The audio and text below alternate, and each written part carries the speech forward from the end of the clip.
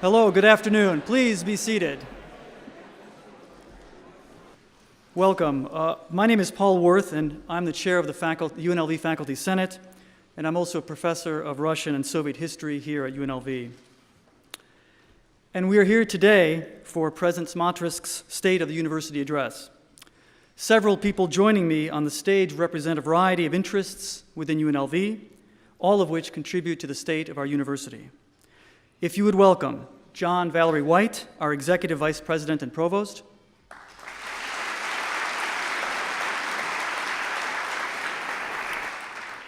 Jerry Bamati, Senior Vice President of Finance and Business. Long title here, so hold off for a second. Tom Pechota, Interim Vice President of Research and Economic Development.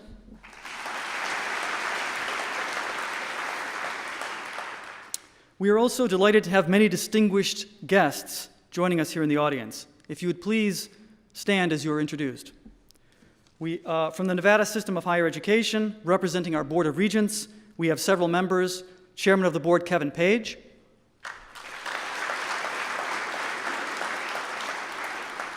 Regent Ron Knecht.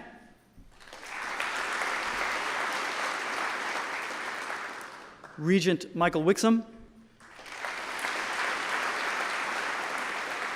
Regent Kevin Melcher. And Scott Wasserman, Chief of Staff and Special Counsel to the Board. Joining us as well today, I believe, is former President Emeritus Carol Harder.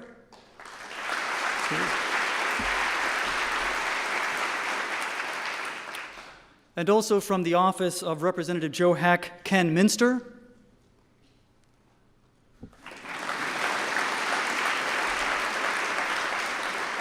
And from the office of Representative Dina Titus, Mike Naft.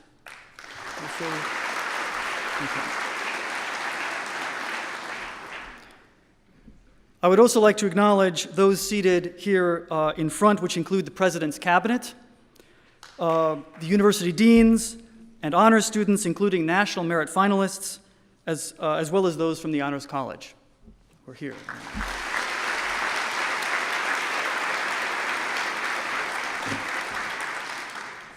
Thank you all for joining us here today. We at UNLV, I think, find ourselves at an interesting and critical juncture. Having endured significant privation over the past few years, we now have the opportunity once again to build, slowly, carefully, and with deliberation. And as we move along this path of reconstruction, leadership and vision are essential. And that brings us to our President, Neal Smatresk. Now, in offering these open remarks, I was instructed to avoid any explicit reference to the dictatorship of Joseph Stalin. I am a historian of Russian history. Since doing so might lead the unwashed masses to make inappropriate comparisons, ones that I myself have, of course, had not intended.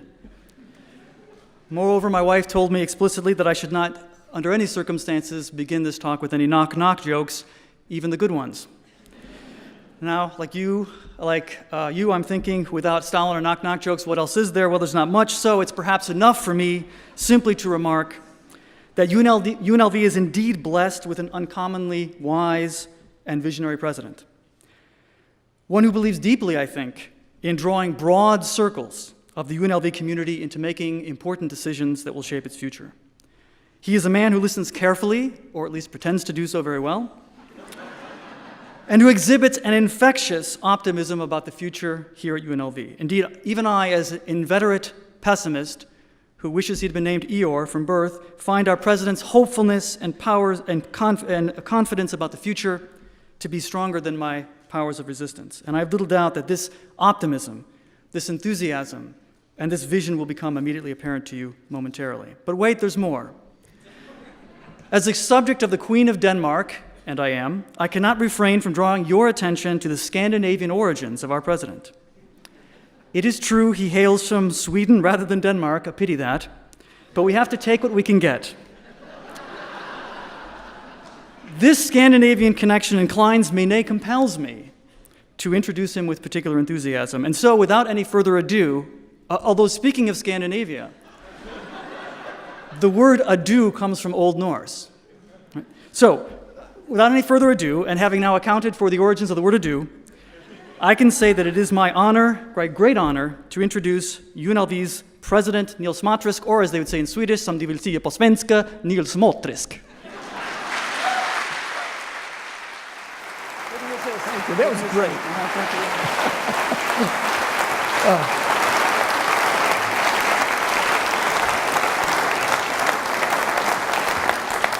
It is just a delight to be here. And Paul, that was probably the singularly most humorous introduction I've had from a string of wonderful Faculty Senate leaders. So great job, Danske Poik. You know, when we were talking about broad consensus, I do want to put in a more than gratuitous plug for the Faculty Senate. I've been blessed with great leadership, and this university has been blessed with a Faculty Senate that doesn't view its job as simply being part of no or the opposition, but that views themselves as full partners with the administration. And it's that kind of teamwork and that culture that we have here that makes me believe that we're destined for great things. And I look forward to a wonderful year serving with you. And I look forward to many more great partnerships with the Faculty Senate. And I know that together we're going to do great things. Thanks all for coming today. You know, in the past, we have rolled out our State of the University addresses as a way of rehashing what we said we were going to do last year in our planning process, and then as a way of reiterating what successes we've had in terms of implementation. And even through, as you might have said, the dark years, we have an awful lot to show. And so this year, I'm particularly pleased that we are going to start off, I believe, with a real bang for the fall of 2013 and for fiscal year 14. I look out at the audience and I see our honors students, and I see so many friends. I see new administrators who've come in to replace the ranks of interims, and I have a yet stronger sense of optimism, Paul, than I have had in the past, that we are headed in the right direction. One of the big things that we talked about last year was campus culture. And I don't think there's enough way to emphasize how important it is, and yet it is such a fragile and intangible thing that you almost never know when you begin to really have that kind of vibrant, supportive culture in which everybody gives each other a hand to help move along. But we went out this year earlier with a video camera, and we asked some people what they thought of their university. And so I would like to share briefly a video that I think you'll find very uplifting. I have the best job in the universe. It's our job to get students in the front door and then to make sure they're ready and excited for the first day of class. We don't just fix computer problems, we help people. I feel that the university is a hub, and the hub is our resource for the community. We do cutting-edge research in transportation, water resources, and renewable energy. We work here in the library at UNLV. The support is amazing. We make sure the grass is mowed and that it's green. We pick up all the trash. So we really just sort of help heroes build their future. That's what we try to do here. And we just do it one day at a time, one challenge at a time. My job at UNLV is to make sure the campus is kept clean and beautiful. We're training students to be nationally competitive. We're in many ways fulfilling a promise to our students that you will get a top education at this university. What we do does matter. I mean, we help the campus do their job better. It's very self-fulfilling and very rewarding because basically we get to come to work and help people all day. I feel like I've really had just incredible opportunities here. Nowhere do you have colleagues like you have here. There's a lot of us here that were in entirely different fields a few years ago, and the university took us in and gave us some training, and now we have a new set of skills. It's all about caring. When you get an opportunity to help all the veterans coming back, to the tune of 1,000 of them already here, it's just very rewarding. I saw right off the bat that this is a place where you can foster your goals and become what you want to be. It's the most amazing part of my education, when those light bulbs have gone on for me, I'm just like, wow, this rocks. I can't believe how cool this is. And I see my students have that same reaction. There's nothing like that. It's awesome. This is the start of a bright future. We just have so much that can be done here. I have a very deep-seated pride in being a rebel and being a product of a fantastic institution where you have top-rate faculty who care and who are committed to helping their students learn. So I am giving back to the community because of the opportunity that UNLV gave me. At UNLV, possibilities are limitless.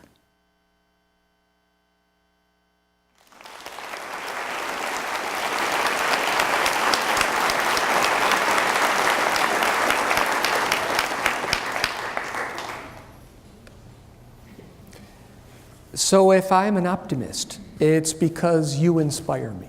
And I thought, when I saw that video, that it so captured what we are trying to do here, which is to build that campus community. And if that didn't bring a smile to your face, then you must be on the wrong campus. I won't tell you which campus you ought to go to. But I will tell you, I really appreciate the folks who were in that and who participated. And I don't think that their attitudes and statements would differ from anybody here in the audience. It's clear that you all take pride in what you do, and it's clear that you believe in our mission, which is to change lives and make dreams come true, and that's what we're here to help support. Well, on to the business part of our agenda. Today's agenda, we're going to do what we always do, briefly review last year's planning process, progress, and implementation successes, and there are a lot of them. The reason we have a lot of them is because our planning exercise is something we take very seriously. It's been our guide.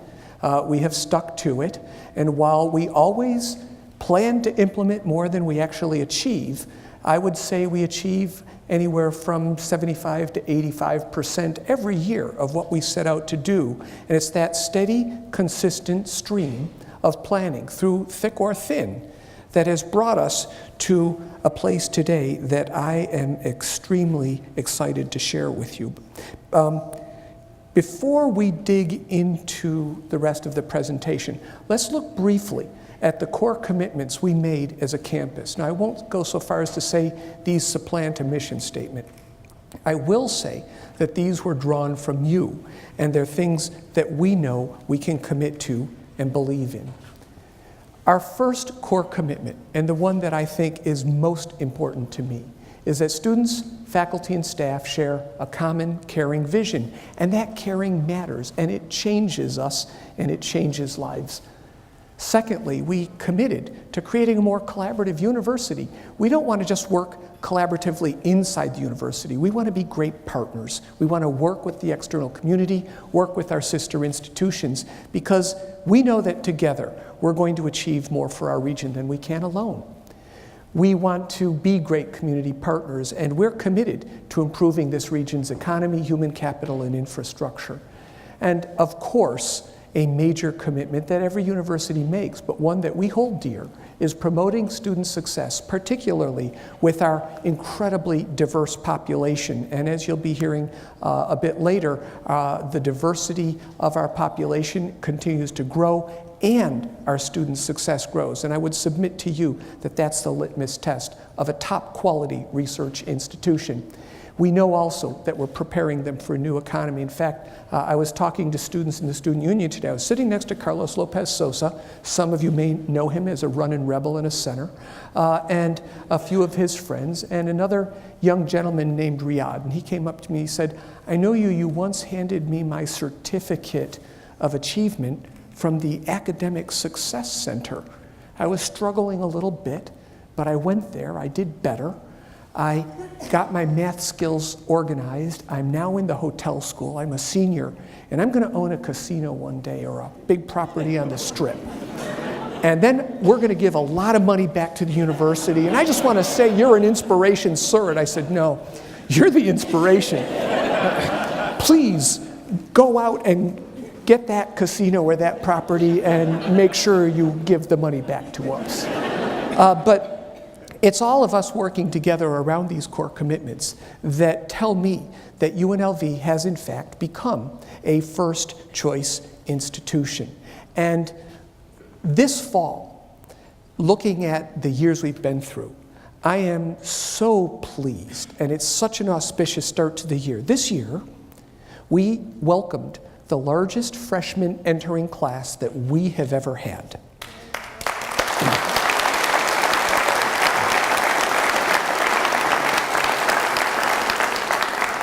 And I just have to say to Juanita Fain and to Shannon Goodman and everybody who's in enrollment management, Carrie Trentham was one of them, she was up on the screen there, that you all have really dug in. You've done an amazing job. Your recruiting was excellent. And I know we have more to go, but you are phenomenal. And the success of your efforts is a year-over-year increase in our freshman entering class of 14.6%. A year-over-year increase in our transfer class, which is also one of the biggest in UNLV history, of 7% for the largest composite entering class we have ever had, and I would submit to you the largest in Nevada's history. I think you should all be really proud of that. It means a lot. Now, well, you could applaud, but save your applause, because I've got yet more good news. We don't think it's just quantity that matters here at UNLV. We believe that we continuously demonstrate high quality education programs and incredible progress for our students who are primarily first generation and often diverse. This year, we also welcomed not just the largest entering class, but we welcomed the most talented and most diverse entering class that we have ever had. This year we had the most National Merit Scholars entering, and I want to again thank them for coming here. You made a great choice, and you proved that we're a first choice institution, and we're going to give you a first class education to match. We have the biggest honors college class that we have ever had under the leadership of Marta Miana. Fantastic job, Andrew, Marta, Daniel, great job, because the honors college is something that we can all be truly proud of. We also had more valedictorians than we've ever had. About 60 valedictorians chose UNLV this year. And other great signs of vitality and life on this campus. We've turned so many corners. Our dorms, 2 years ago, we had about 900 students in our dorms. And we had mothballed one of our dorms because we didn't know what to do with it anymore. And this year, we not only filled all the dorms, we had to unmothball a dorm, and we have nearly 1,600 students living on campus. And I imagine there's going to be a waiting list by next year. We have a campus housing problem, and that delights me to say that. So you are now part of one of the great years for being a rebel. And I welcome the entering class, and I will tell you that you will find that your faculty love what you're bringing to us, and you will be so proud to be rebels as you move through your education. Now, we have moved through our core commitments, and we've spoken briefly of the different things that we've done. I will tell all of you that last year, one of our major commitments was that we intended to focus on our enrollment management apparatus and how well we recruited, how well we served our students, how we oriented them, how we brought them in and gave them a terrific education, a great first-year experience. And those changes, which I believe put UNLV in an incredibly positive light and have established us as an education leader amongst research institutions, are sustaining, and they are part of the different planning priorities that we had. Now, this is a quick and all too brief list of what our priorities were for last year. And I want to tell you that we have managed to really work hard on them and fulfill many. Again, our recruiting success is evidenced by the class that we brought in. We also, in a focused effort to make sure that when we bring faculty onto campus that we've improved their ability to integrate into the campus and absorb our culture, have mentoring successes, which you're going to hear about from our provost. We've taken a role in the state and regional economic development. We've developed our undergraduate programs. We filled a lot of positions. We still have a few more to go. We will complete those this year, and we will have permanence instead of interims, although for some interim was the new permanent, so we'll figure that out momentarily. We launched CORE, we developed a great campus master plan, and I believe that we were very successful in communicating that we're a first-choice institution. We have a few things that we still have to revisit. E-learning opportunities led by Mark Fink in the Provost's office are going to be vitally important, and better connecting students to their career aspirations to make sure that we don't just bring them in and give them the classes they need, but we prepare them for the future, are going to be major efforts for the year to come. And with that, I would like to bring to you the three team leaders who have helped to guide us in our planning implementation, and I'll let them each introduce each other, but we'll be starting with our Executive Vice President and Provost, John White, who has done an incredible job and has bitten off an awful lot, but I think it's only appropriate because his dreams and ambitions are as large as yours are. So John?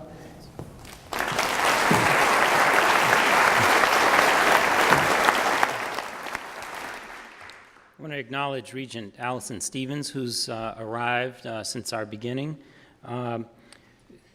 Paul started off with the word that stuck with me, which was years of privation. And on the back end of that, you may know that if you find someone who's starving, who's been without water, it's a mistake to just give them a whole lot of water or to try and stuff food down their throats. And so we're in a space now where we're having to build ourselves back up, so that we don't suffer from the nutrition that we've lacked and we don't suffer from trying to overcompensate. We've focused on three basic things this year, and I think we've made a lot of strides on each of them. The first is culture change, that the years of privation have made it very difficult for us to function, and they've sapped our energy and enthusiasm. That despite the fact that through those years our faculty really stepped up.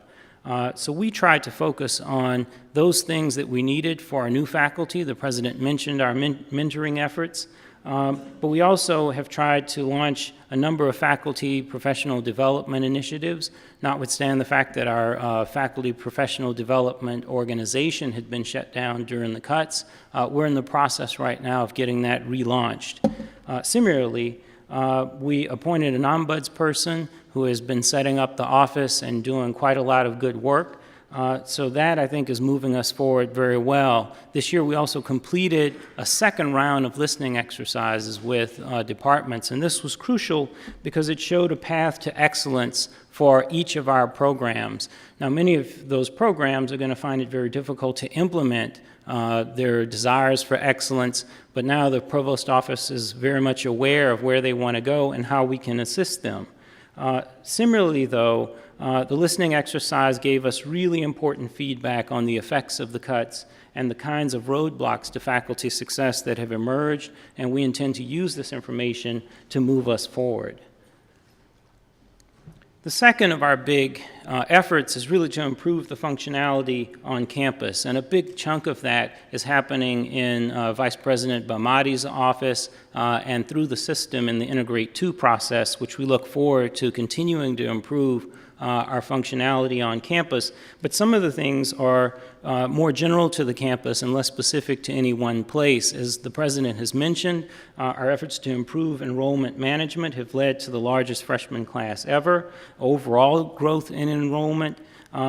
But I think as well we've tried to improve, and we think we have in significant ways, the orientation of our students to our campus, the onboarding of them, and having them become members of this community really, really quickly. In general, we're trying to focus on better information for their families, more accessible information for their families, so that their families can participate in their educational process. This is a key issue for such a diverse student body in a city with many, many immigrants, and in many instances, children who come up in homes where English is not the first language spoken. Having those parents able to participate in their students' success, we think will improve the success overall.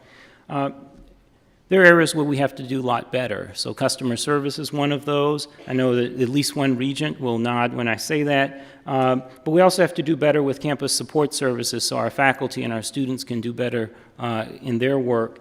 And ultimately, we have to improve our technology so our IT master planning process has been moving apace. The most important thing, though, is our academic renewal.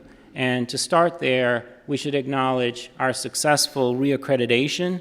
As you may know now, we are visited every couple of years in accreditation, and we were a pilot program this year for the Northwest Commission, a remote accreditation, which proved some challenges along the way.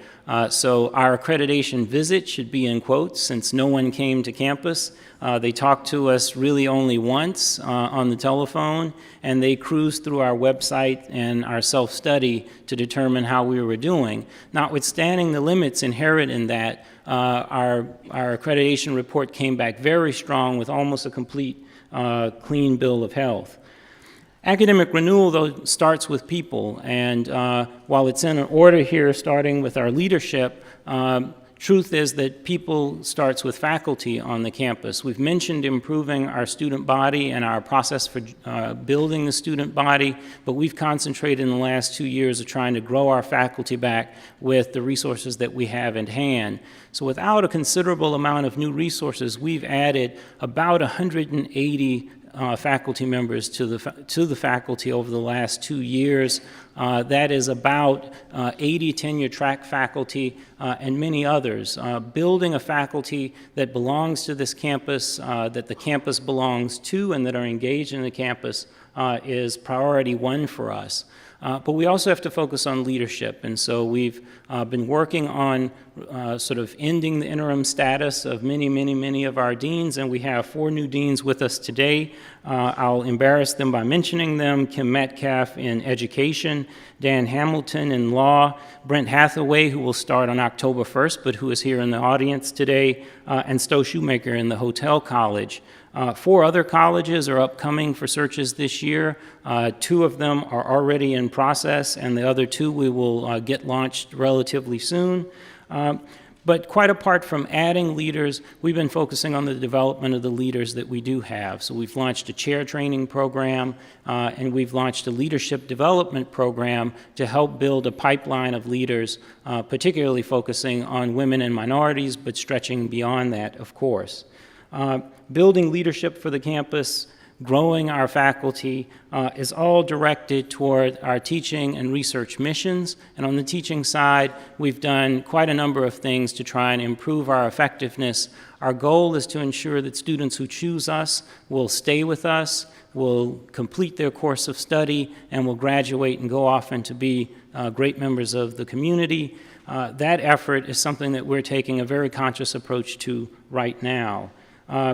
Look forward to an announcement about a new way of acknowledging faculty achievement on campus. That will be coming very soon, but I'll leave some suspense as I call up to the microphone our Vice President for Finance, Jerry Bamati.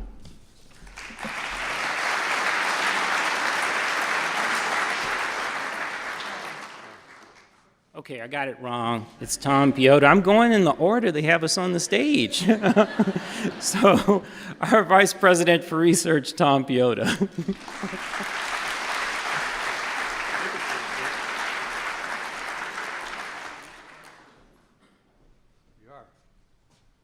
There we go. It is research.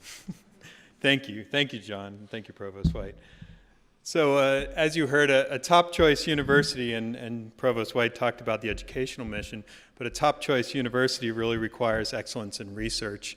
And what I want to talk about is some of the research priorities that one from this past year, but also looking forward in this coming year too.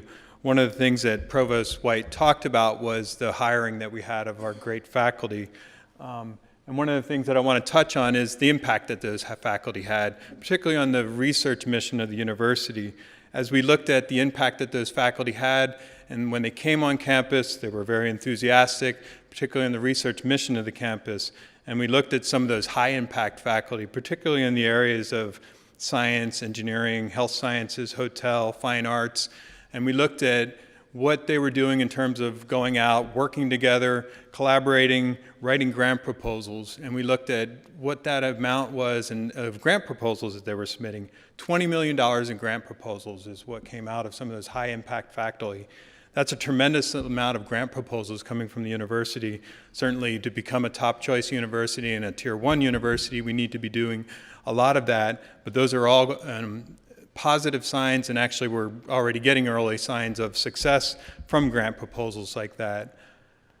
The president also, and the provost also mentioned CORE as an important initiative for the campus, and when I spoke here last year, we talked about how this was going to be campus engagement about CORE, and campus being engaging faculty about collaborative research and education. That was something that was received well on campus. There was a lot of campus discussion about that last year, with campus groups coming together, talking about what was faculty interest around collaborative research. A steering committee was also formed to start looking and seeing how can that be done strategically too. They developed a strategic vision for moving that initiative forward. What was learned out of that was really key areas around e-learning, gaming IT, cyber, renewable resources, health, and social and urban issues. And moving that forward, these are all areas, if you think of those are all areas that are key areas for our community, that leverages expertise within UNLV, and those are all areas that funding agencies are going to be interested in too. So we're looking forward to this coming year, those areas moving forward in campus engagement. Graduate student stipends, that's always something that we hear about as a priority. Our graduate students are so important to us, and over this past year, we strategically looked and say, how could we increase the PhD stipends for students? And that was something that we increased PhD student stipends, and the number of, if we looked at the outcome from the degrees conferred to graduate degrees, PhD degrees have continued to rise over the last, I would say, 5 years. So certainly graduate output has been very positive on campus. In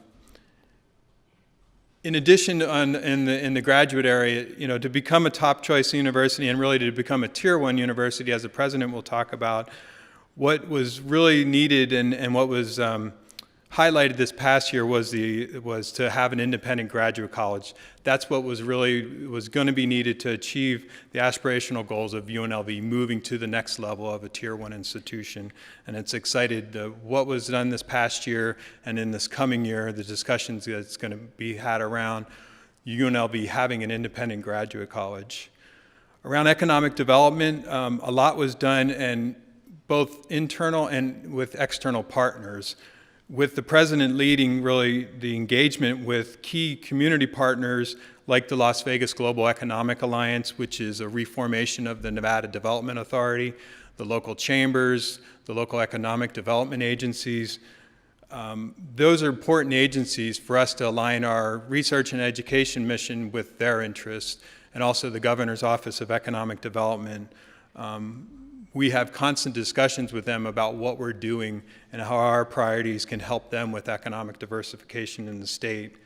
We also invested in infrastructure in the campus in terms of moving forward what our faculty are doing and their intellectual property, and how that can lead to new patents and disclosures and license agreements.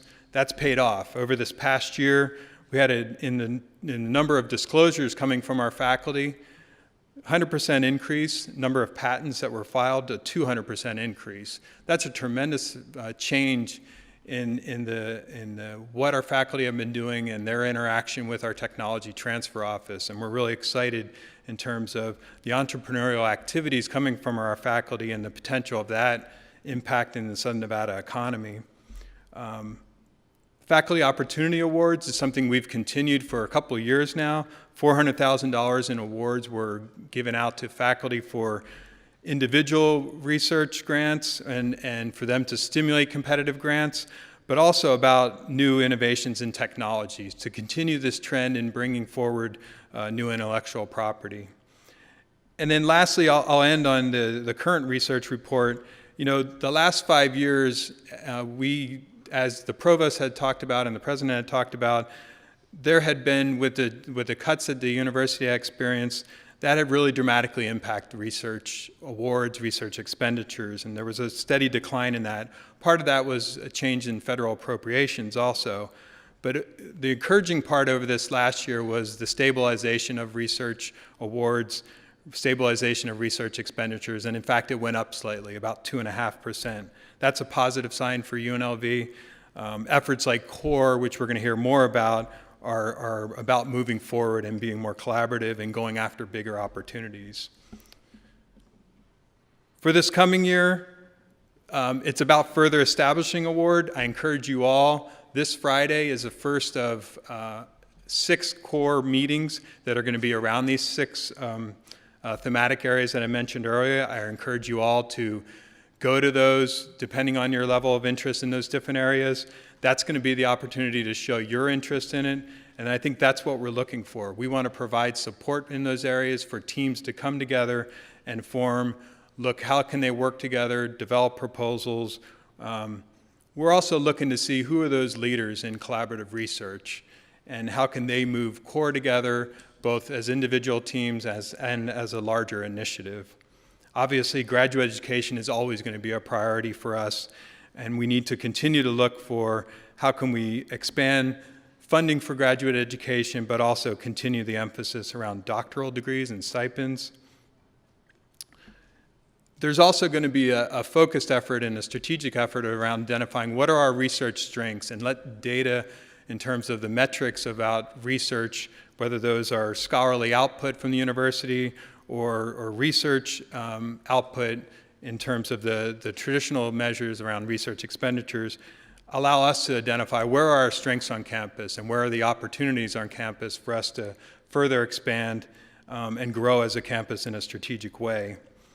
Infrastructure is certainly something that, to be a top choice in a Tier 1 university, we need to know what are our infrastructure needs. We know certain things, and we always hear about certain things, and we need to act on those. One of those things that we always hear about, and we're going to be acting on this semester and in this year, is vivarium, which is an animal care facility for people working in biomedical areas. We're working with the Planning and Construction and Jerry Bomani, Senior Vice President for Finance and Administration, to put together a vivarium master plan and look at the short, mid, and long-range goals to where do we need to go to expand biomedical research and have a vivarium that serves the needs of our faculty. That'll lead into a larger research master plan, which the campus needs to be able to identify, one, how efficient are we in research space that we're using, but then identify where do we need to grow in certain research areas and what are our infrastructure needs. That'll be a discussion that we'll be having with our campus partners throughout this next year, and it's really a vital one for us to grow as a campus. One of the other very specific areas that we can't act on too, or can't wait on too, is the development of proposals. What I consistently hear from people is they need support, and they need support in terms of people that can help them develop strong proposals and large collaborative proposals. So we're in the process of putting together people and in the form of proposal development managers that can help them do that, whether that's for our core initiative or whether that's for a stronger larger campus initiative or specific individual PI initiatives. 2 other items. We're one of the most diverse campuses in the United States. We're a minority-serving institution. That allows us to go after certain grant opportunities at federal agencies. The research office is working closely with the Vice President for Diversity and Inclusion and his office to strategically identify those opportunities and work with our faculty so they know about those opportunities from a research standpoint and education standpoint, so we can go after those opportunities and grow our research and education mission. And then the last one I'll end on is the Knowledge Fund and economic development. The Knowledge Fund is something that the state funded this past year. It's really important for the state and the university and the Nevada system of higher education to develop applied research centers that help with economic development in the state. And the university in working with partnerships and the Governor's Office of Economic Development and other economic development partners, industry partners, have identified really 3 key areas that we're going to develop applied research centers in. These focus around quantitative health sciences, that's working with partners like the Lou Ruvo Center for Brain Health, Comprehensive Cancer Centers of Nevada, the VA Hospital, iGaming and Innovation and Management Initiative, which leverages a lot of the existing capabilities that we have here at UNLV, and then a really important initiative for the state around unmanned aerial systems, which is a statewide collaboration. These are key areas for us to build applied research centers at UNLV and work with our community partners in a collaborative way also.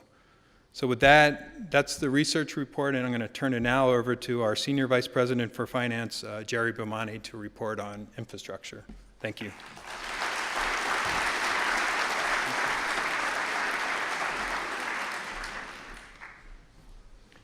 Apologize in advance, I've got a bit of a cough, but I'll try to get through this here. There is some overlap in the reports here, and so I'll go through some of them fairly quickly unless if they're overlapped. But let me look at the information that's up here and kind of highlight both some of the things that have happened in the last year and some of the issues that we're looking at for the next year. I think many of you, all of you know there was a new funding formula that was passed through the legislature this last session. I think that was an enormous improvement over the old funding formula. And so we really are appreciative of the system, the chancellor, for moving that forward. It had many positive impacts, including bringing some equity to the funding in the state. There were tough choices to make relative to implementing that formula, but people moved it forward. I think everyone or most people agree there's some tweaks in that formula going forward that we'd like to talk with the system about, the board and the legislature.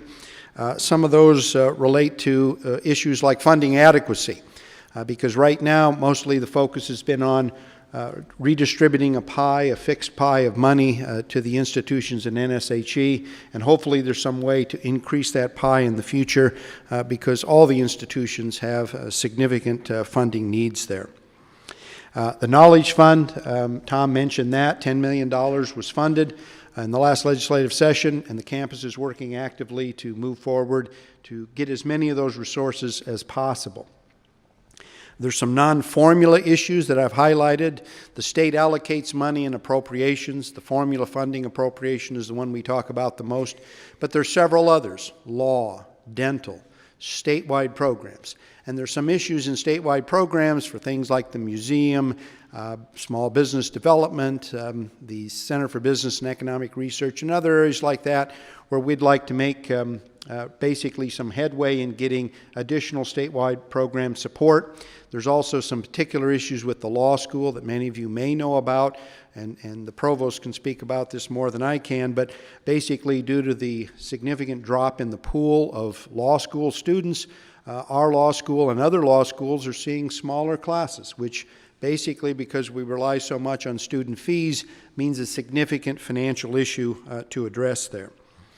Performance funding is new. It was part of the new funding formula, and that starts next fiscal year with 5% of the budget from the state coming out and being allocated based on performance, and then every year thereafter goes up to 5% till it hits 20%. So these are important issues to track going forward and making sure that we have basically positive performance outcomes, and many of them are based on the success of our students. Non-resident student recruitment, positive revenue impact, I guess I could put resident students as well. But in the new funding formula, they separated state general fund from tuition and fees. So we have an opportunity now to basically bring in more revenue through student fees and be able to keep it for the first time on campus. It relates to enrollment management, financial aid for recruiting or training students. All those issues are ones that the President talked about in terms of many of the improvements in enrollment management and recruiting our students, and a host of other issues focused on retaining our students and getting higher graduation numbers. The President and the Provost this last year or two have been involved in a listening to departments and listening to employee campaign going around. I think Neal's met with almost everybody so far on campus, gathering feedback in terms of what can make your job easier, how can you better serve the university. And many of the issues, not all of them, but many highlight business transactions because we have very old automated systems. So again, Neal mentioned the Integrate 2 project, and right now we're expecting that that process will go forward with a solicitation this fall and a selection of a vendor to replace our human resources and financial systems and everything connected with it by early next year, and then a rollout period probably of 2 years, I would guess, to fully implement those systems. But we're looking for significant improvements relative to business transaction processing. And I think you've heard me say before that our current systems were based on late 70s architecture and primarily COBOL programming, for those of you old enough to even know what that might mean. And so this will be a major step into new technology. College business officers, we talked about that for a number of years, and the provost is moving forward on implementing that now. The IT master plan was mentioned as well as an important issue that's almost finalized, but now we have to do the hard work of basically implementing it. Some other issues up here, salaries and benefits. There was good news from the last legislative session. They restored the 2.5% salary reduction, and they, in fiscal year 15, next year, they funded a pool for merit and step increases for state classified. Clearly, we need to deal with the issue of furloughs and additional salary increases for our faculty and staff in order to be competitive. PEBP and healthcare issues and status. Unfortunately, we're still looking for a solution to the problem of very poor healthcare funding for our faculty and staff.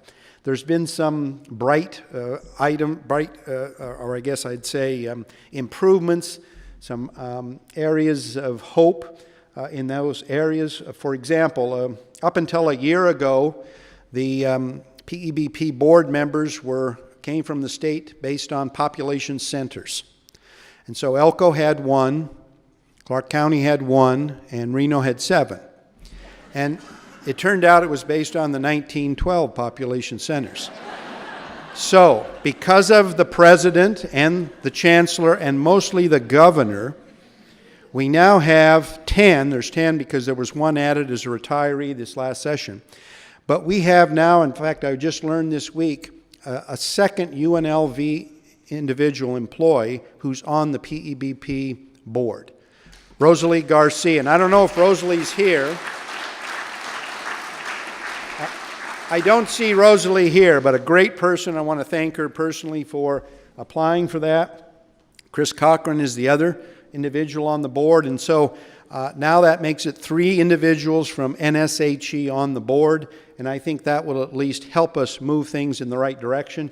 PEBP also went out with a request for information to basically try an initial step to see if they could check the market to see if there's better opportunities through the private sector for health care, and I hope they'll pursue that so that by next July we'll look at other options that might help us.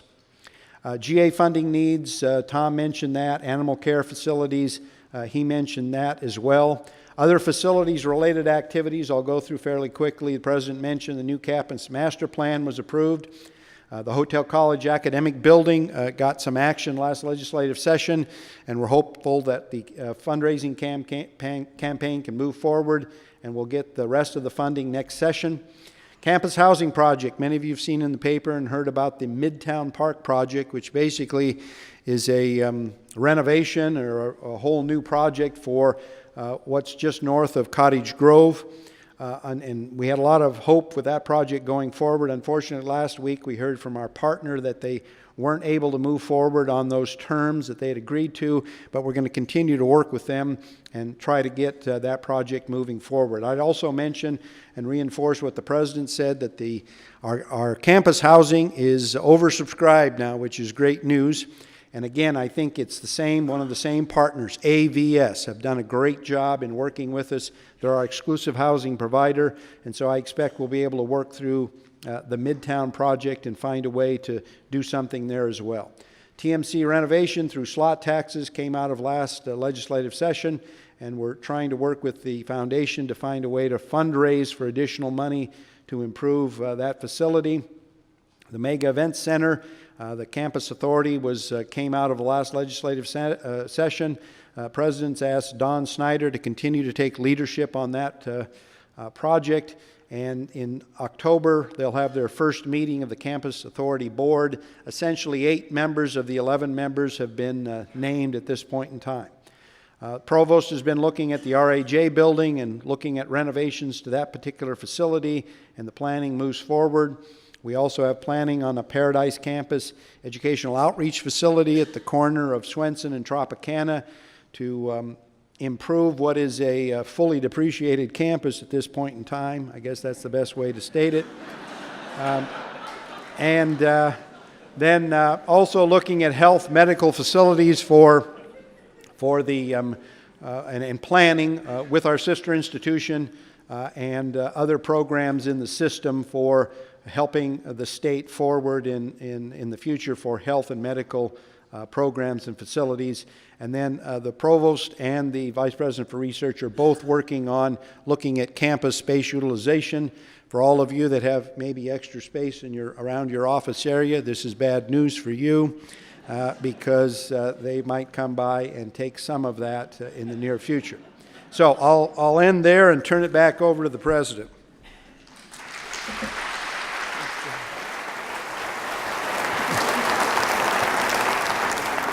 Well, in Jerry's inimitable and humorous way, he's managed to highlight an awful lot of what's going on. But if you take a look at the composite 3 reports, what you'll see is a really significant number of changes and improvements in how we operate the campus. And that's due to the leadership of the gentlemen that are on the stage right now, and I want to thank them, and many others who've contributed to making these changes.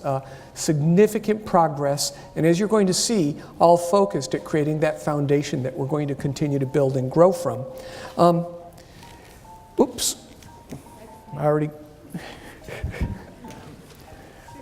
my wife's trying to call me.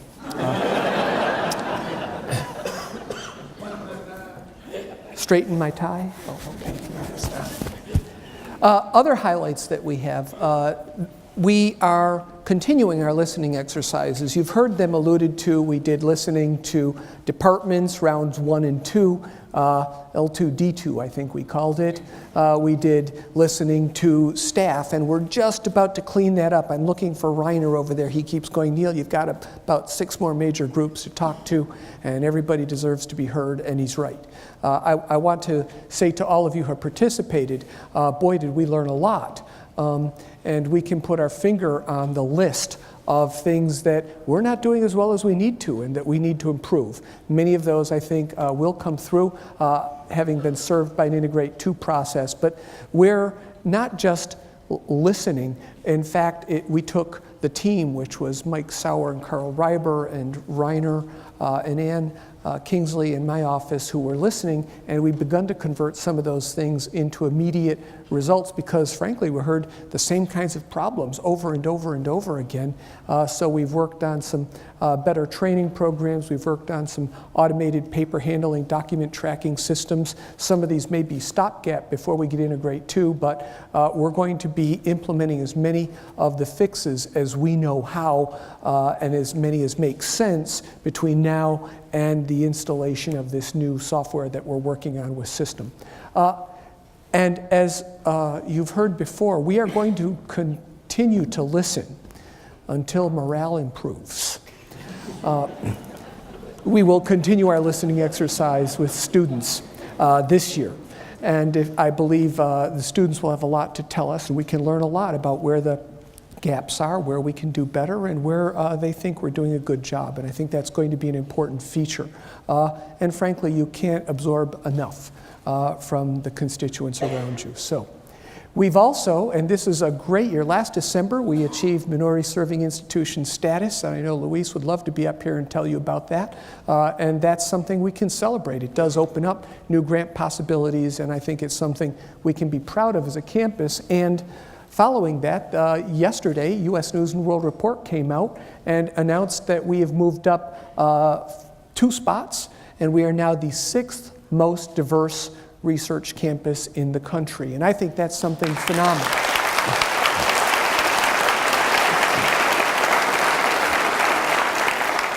Furthermore, we're proud of how we change the lives of first-generation and minority populations to make a better state and to build better careers and better lives and to build a prosperous Nevada. I think that the real American university just doesn't take a bunch of smart kids and give them a pat in the back. The real American university shows people the mountaintops and then helps to get them there, and that's what we do. We have now somewhere between 14 and 20 programs ranked in the top 150. Now, I generally really hate using U.S. News and World Report rankings, but a lot of them are there. And we also have other programs that don't appear in U.S. News, like the Hotel College, which I'm going to proudly proclaim as #1, or gaming programs, and other programs in the arts and elsewhere that are very highly ranked on a national level.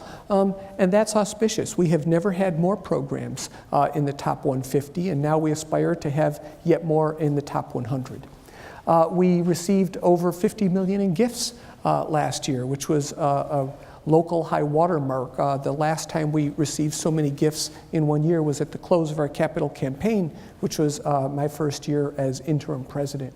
And this was mentioned briefly by Tom, but I want to say one of the things that I view as most auspicious is we have really begun to enhance partnerships with the community. I'm going to talk about another initiative that we'll launch this year towards the end of this talk, but we were very instrumental in the mashup of different authorities that formed the Las Vegas Global Economic Alliance, a group that we believe is going to be critically important to the future of economic development and diversification in our state and particularly in our region. And we have in turn developed very strong supportive plans for fostering new businesses, for tech transfer, for helping to attract new industries, and for supporting the state's clusters of economic development. And I think that this is going to be a partnership that really helps to highlight the added value of the research university to our region. We also are proud to continue to work with the Governor's Office of Economic Diversification, Steve Hill. Again, terrific partners in this enterprise. So, we had a good year. It was a really solid year, and it was highlighted by the enrollment progress that we've made and by some remarkable incoming faculty classes and cohorts. But where do we go from here? We're stable. We have a formula that, while not fully adequate because future growth will be a threat to the current formula, is still a strong foundation and can support our current efforts. But we have challenges ahead, and we have to think about them now, and we have to mobilize our state to support us. Our student population is growing and becoming more qualified. And as we continue to grow, there'll have to be resources to make sure that we can offer a rigorous education commensurate with that student body's qualifications. This is a picture, by the way, of UNLV Creates, an event put on by the provost, a wonderful orientation that had some truly inspirational talks. Many of you were participating in that.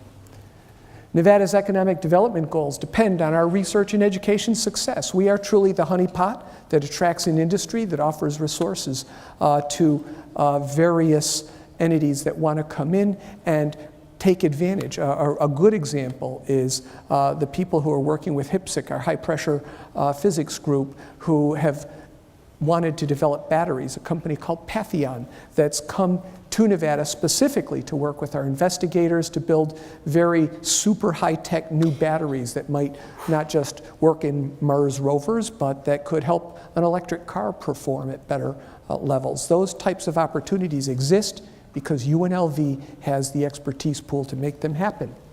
We also need to grow as a research university and graduate more highly qualified students to achieve our mission for the state. Now, this makes me smile. No, we're not just having a construction crew here. This is our Desert Soul project. And is it next Tuesday they take off? Yeah. Next Tuesday they take off, and they're going to be part of the Solar Decathlon, one of 20 teams who have are participating in trying to build zero carbon houses, super high energy efficient houses.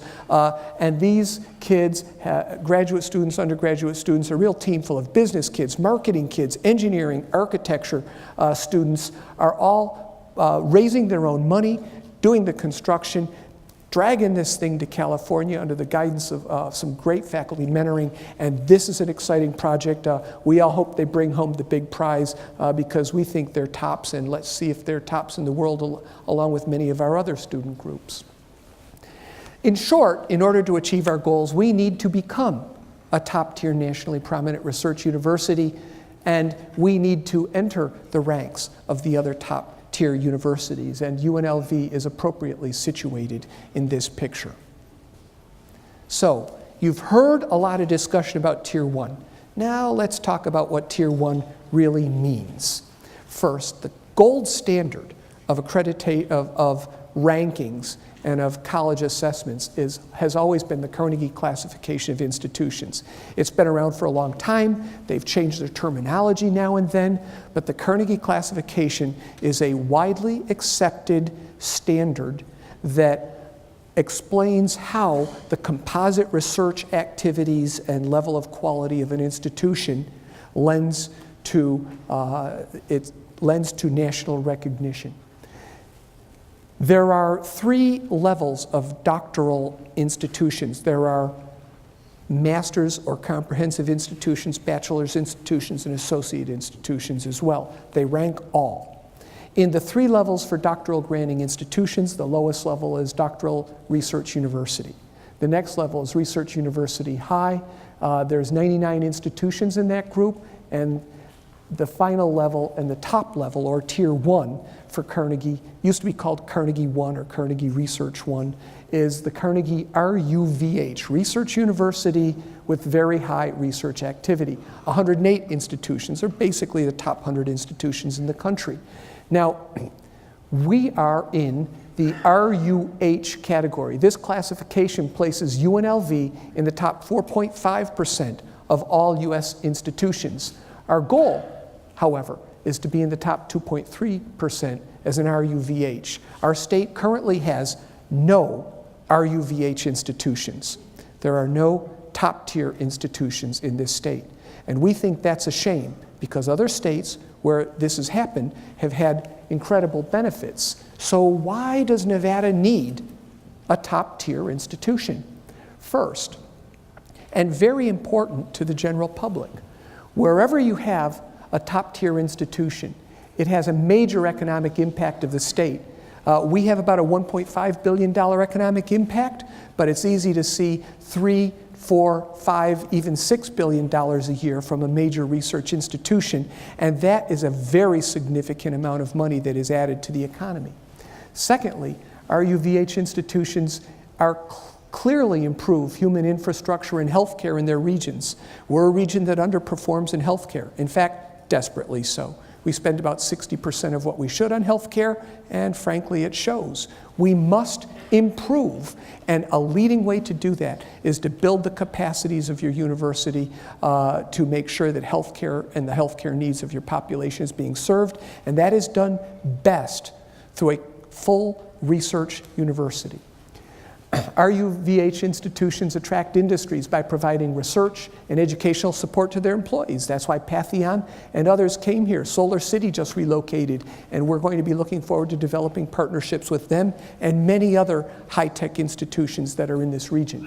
RUVH universities produce the high-quality workforce that you need. Silicon Valley is not a mistake. Silicon Valley occurred because of a high density of highly qualified students who were moving into the marketplace and fueled the meteoric rise of the tech industry in California. RUVH universities expand export economies, that is, raw dollars brought in from out of state. They bring in large federal grants and contracts, they create patents, and they create business startups. And you heard Tom talking about why we're interested, and we have a ways to go, but this is going to be a critical feature of why we need to ramp up and amp up our research activities. In brief, RUVH universities are a large net benefit. They are not a cost. They are an investment that yields huge returns on the investment, and they improve the quality of life and yield huge returns for whatever the state puts into them. That is why we need to have Tier 1 institutions in this state. And I believe with with 2 major research institutions in this state, we deserve 2 top-tier research institutions to fuel northern and southern economic growth. So how do we go about moving towards this status that is so very important and is really and truly an expression of the collective will of the campus to be more and do better? First, we must clearly articulate our goal. We will become a top Carnegie status institution. Secondly, we need to understand what we're shooting at. So we need to put together data sets and benchmark ourselves against the performance of reasonably comparable institutions that are already in the top tier category. We have to analyze ourselves at the department level, at the individual faculty level, at college level, and to see where our opportunities are, we need to assess our current status and what we all need to do to change so that we can perform at a higher level. Folks like Rama Venkat have been already launching this process in the College of Engineering, doing a really good job of benchmarking performance and seeing if we're tracking and improving. And finally, we need to set quantitative benchmarks to measure our progress, and leadership on this campus must be accountable for attaining those benchmarks if we're going to do this. So let's, you might have thought, okay, he's going to skip the data part. No, you don't get out so easily. Quickly memorize this. The test will be in 15 minutes. I'm not going to go over all this data. What I want you to know is that we have over the last 6 months, collected voluminous data, and we have, I will give you a snapshot of some of the comparable institutions that we can benchmark against. Now, they're not all perfect matches, but we selected Mountain West institutions. We felt they were more known and easier to understand and relate to than East Coast or California institutions for our specific situation. We also, with the exception of Utah, selected institutions that didn't have medical schools, although I will tell you the majority of our UVH institutions do have medical schools. So we picked institutions that more or less match us in size, except for ASU, and we all know they're a monster with far more students than we have. Our undergraduate populations fall in the range of these 4 institutions: Colorado, Oregon, Utah, Arizona State. Our graduate profile looks fairly similar to those institutions. The percent of graduate students as a total fits right in. So we're kind of in the ballpark here in terms of the demographic analysis of these institutions. However, we are singular in that very few RUVH institutions are MSIs, and you can see that our total minority population greatly exceeds that of the other institutions. We also, as a more commuter, less residentially oriented campus, have somewhat lower graduation rates. Something that we need to really commit to. Persistence in graduation are going to be job 1 this year. Carl Reiber, I know, is nodding his head and will help to lead these efforts and focus our attention.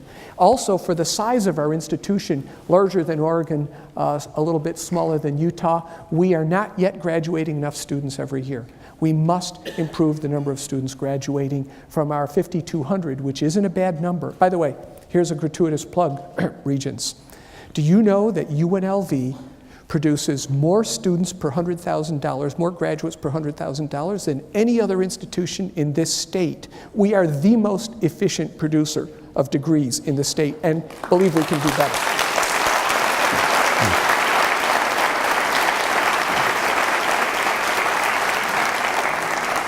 And now, let's see what kind of input variables drive the growth of an RUVH institution. Well, Colorado Boulder, all revenues 1.2 mil. I think that's probably actually not accurate. I think it's more. About 800 million, 1.2 billion, 800 million for Oregon, 3 billion for Utah. And by the way, for any legislators who are listening, that's the model I like best. $1.7 billion for Utah State, and about $500 million for UNLV.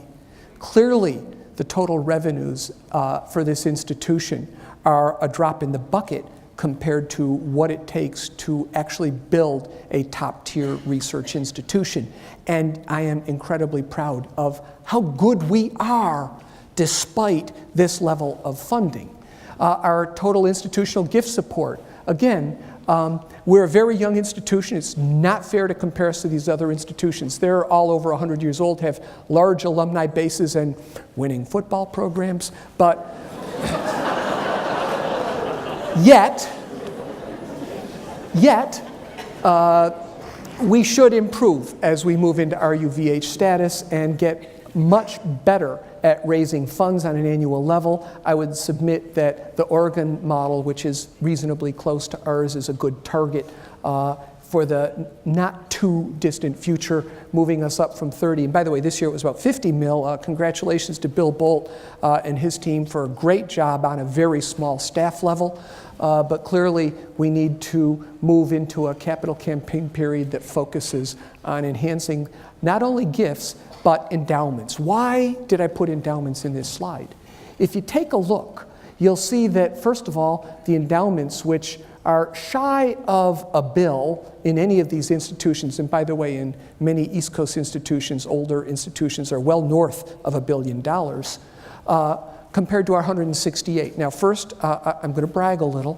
When I came in, we were at about, what, Bill, 93 million total endowment value. So, hey, we've grown by about 60–70% in total endowments in 4 years on a really small base.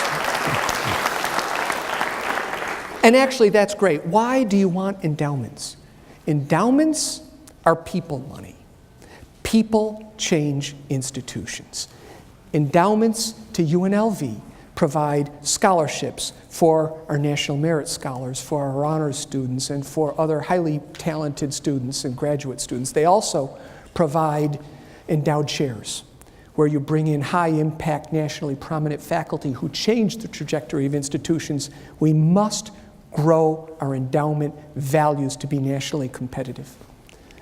If we then say, well, how about research expenditures? I think you can see now that there's certainly a very close coupling between total expenditures in an institution and the research outputs of institutions. Our total faculty counts. Let's see, Arizona State, 2,500, Utah, 3,000, Colorado, and by the way, all of these numbers are just a little dicey. They bounce around, and there's a lot of definitional monkey shines that go on with them, but about 2,600, 2,700. Even Oregon, much smaller student population than we have, in at about 1,300 compared to UNLV's 780, and I think actually maybe 850 this year, ballpark with the new crop. This was made before our new recruitment came in. So we are small. We can't find an RUVH that has fewer than 1,100 total FTE anywhere in the country. And we think even the Oregon numbers may be somewhat marginal. We need more faculty. Our total research expenditures reflect this because we've got large teaching loads and a small number of faculty. We're in at about 40 mil a year, and that compares to Utah, who's in at about 10 times more than we are. And even Oregon, our closest competitor, more than doubles our research grant numbers and our federal grant numbers. Our R&D rank in total research expenditures is 220.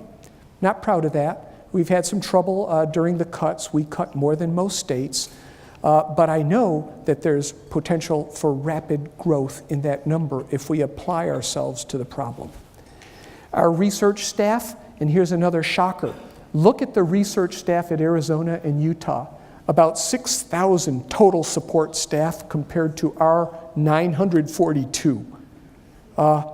It would make you think we're not even in the same universe. However, we still do incredibly well for the gross understaffing that we have. These are remarkable resource gaps that match expenditure gaps.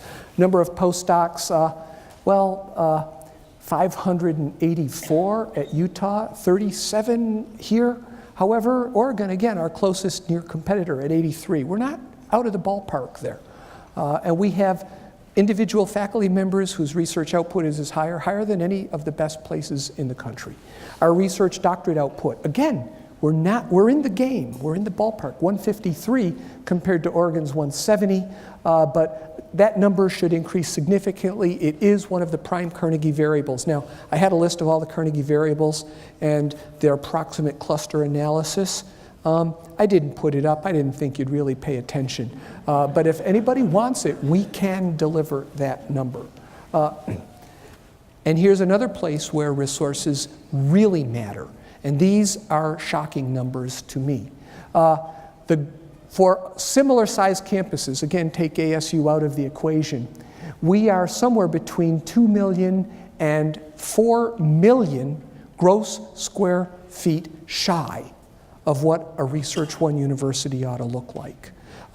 Quite simply, Research One universities have top quality facilities to house their students and faculty and their research programs. This is highlighted by the total gross square footage of buildings that support research. Again, we're a minimum of 100,000 gross square feet off of the right research level. And I actually would tell you, I think we're, for our size, more like 200,000 GSF off, maybe a bit more. Now, there's research space, and then there's wet lab research space. Wet lab research space is the most expensive, the hardest to maintain, but yields the greatest returns in terms of the types of research, NIH research, NSF research that it sponsors. And here the disparity is also quite stark. Oregon, our nearest competitor, more than triple the amount of wet lab research space that we have, again, bearing in mind there is no medical school on those campuses. And Utah at somewhere around 6-fold the research space in wet lab research space. And by the way, that was a big commitment of the U-STARS program that they made early on because they realized that they couldn't ramp up research and IP without wet lab research space. So the state sunk hard-earned money into it, and now Utah enjoys a $10 billion a year, Salt Lake City enjoys a $10 billion a year export economy as a result, due in large measure to a very dynamic university. That's what you get when you invest. That's what you get when you build the proper infrastructure. So if we paraphrase or summarize all the resource gaps, that is, what input variables really matter to how you create a Tier 1 institution, we can see that we need to hit our marks. About 250 to 300 more faculty. We would calculate that that's approximately 40 million more in state funding. By the way, that's about half of what we lost during the cut period, so that is not an unattainable goal. We need about 3 to 4 million GSF of total space more. We need 400K wet lab space more, or research space more, I mean, and about 200 of that I would submit should be wet lab space. We need to increase our endowment values by about 300 million. We need to increase annual giving by about 60 million. And we need to increase our total annual expenditures by about $300 million a year. Those are the resource gaps that we face, that we need to work with our community and our state on trying to achieve. That's what we're talking about when we talk about funding adequacy, if you want a top performing institution in this state. Now, what do you get if you invest? There's a return. We'll generate a minimum of 80 million more a year in research output, over 100 million a year, 120 million a year or so. We'll double the research dollars that we generate per faculty, and that's something we need to work on, but if we have the right space and the proper loads, we can do that. We need a 20% improvement in the undergraduate graduation rate. We need to move from about 40 to about 60% graduation rate to be in that range. We should generate at least 100 more research doctorates per year, and we should have somewhere in the range of $7 million a year in patent and licensing revenues to help support young startup industries in this state. Those are critical outputs, and I haven't yet listed the economic benefit, but it would be a roughly $3 billion a year to the region in direct in economic impact. So what short-term goals should we have in order to move this Tier 1 initiative from talk into reality. What do we have to do? First, we need to make sure that everybody on our campus is engaged. We need every faculty member and every department to develop Tier 1 goals for their programs. Then we need to assess our program status and measure the outcomes to see how we're performing. We need to gain community and legislative buy-in for a long-range commitment to the Tier 1 process, 5, 10, 15 years. That's a reasonable time frame to broach or breach the top 100. We need to secure an additional $40 million a year very quickly in state funding so that we can begin to make that faculty expansion so that we can develop the research base, the human capital that we need to achieve these goals and to make sure that we're graduating students and offering them a rigorous education. We need to emphasize attracting top students with enhanced scholarship support, and we need to, of course, make sure that our academic programs match the qualifications of the wonderful students we have coming into the campus. And finally, we need to really work on our core program. Right now, we don't have the sheer number of research faculty that these other institutions have, but through a collaborative approach, by maximizing our human capital, the core program can help us leverage grants, especially the large-scale multi-PI grants, and you're going to hear about one of those on Monday that we're very proud of, and that's the only teaser I'm giving you. Maybe the biggest research grant in Nevada history, and UNLV is the proud owner of the lion's share of that. But it shows the power of collaboration, and now you know why we push core. We also need to begin the quiet phase of a capital campaign. And I shudder a little when I say this, and Bill Bolt looks out and smiles, but we need to begin the next campaign. And that campaign should be squarely focused on the gifting, endowment, and human capital goals that we have so that we can build our campus and the people that we need to have on our campus. We need to do something that you're going to hear about more this year, and that's establish a corporate research council. We have so many voices in this community who want support, and that support needs to be harnessed and organized so that we can deliver in a more focused way the workforce and the research base that our institution should deliver to build a strong, diversified economy and support our industries. We need to gain state-supported capital improvement projects to expand our wet lab space, and of course, we need to allocate our space more wisely. Tom talked about that, so that we can maximize the productivity and the grant dollars generated in the small amount of wet lab space that we have. However, I'll say while we have a small amount of wet lab space, the Science and Engineering building is one of the highest quality buildings anyone could ever ask for, and it's a great platform to launch our Tier 1 push. We need to pursue ongoing CIP. Jerry talked about that. I'll leave it. And we have begun collaborative discussions with UNR to bring UNLV into full partnership for the planning of medical education expansion in Southern Nevada. And I'll leave that one to be determined.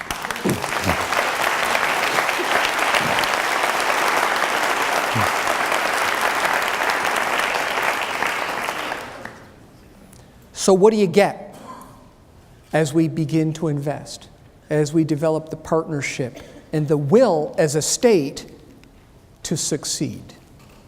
At UNLV, our enrollment hits 30,000 within the next 5 years, and I think we'll probably surpass that. To be honest, our tenure and tenure-track faculty will grow to 1,000. Our 6-year graduation rate will be better than 50%. We'll graduate 4,200 bachelor's and 1,500 master's and PhD students, and will be Tier 1 competitive in that category. Our PhD graduation rate will increase to at least 200 a year, again, putting us right in the ballpark, and that's a prime Carnegie metric.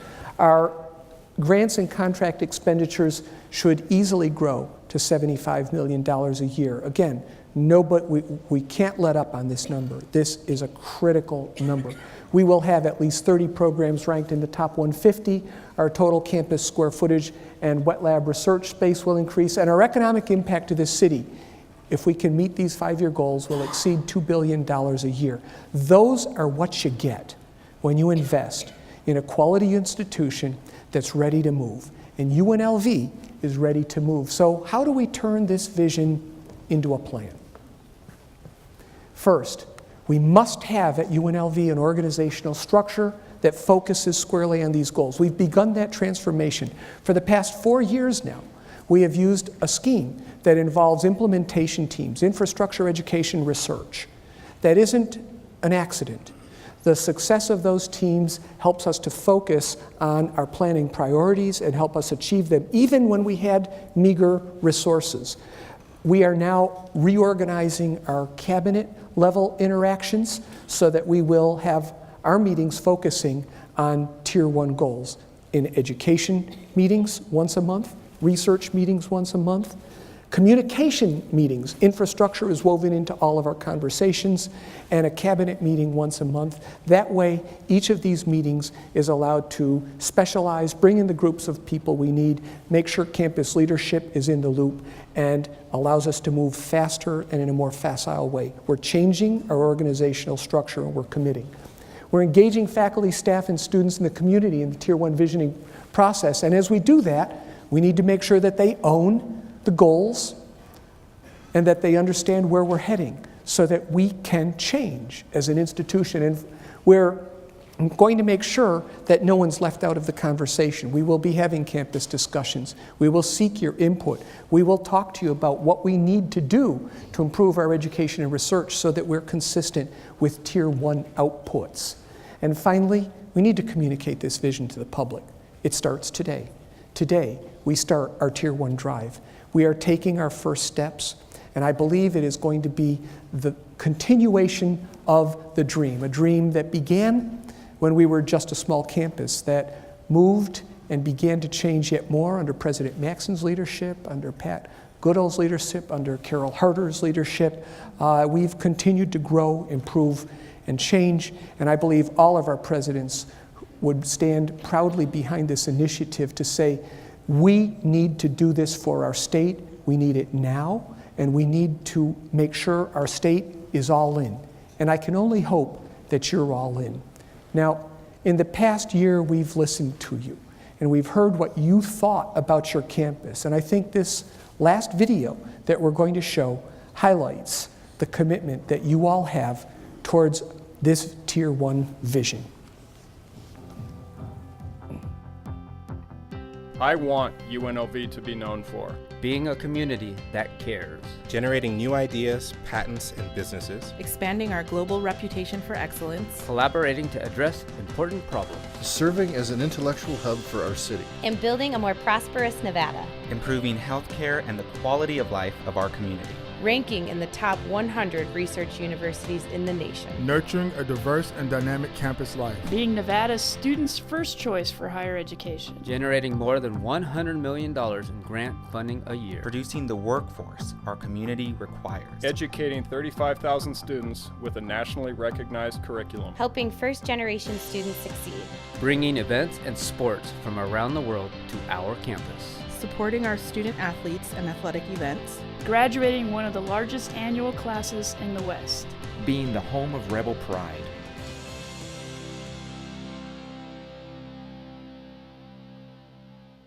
So much. Join us in Tier 1.